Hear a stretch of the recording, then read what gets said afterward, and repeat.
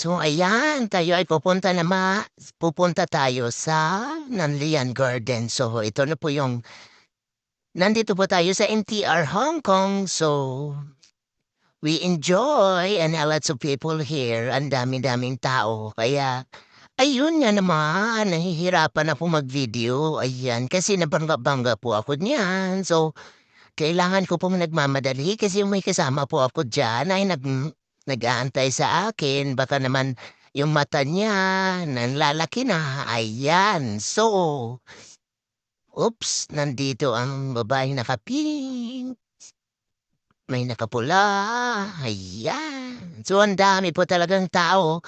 Para sa inyong kaalaman, mga kaibigan, mga kapatid, ito po ay Central Station ng Hong Kong, MTR, ayan. So ayun, dire-diretso, tuloy-tuloy lang muna tayo, ayan.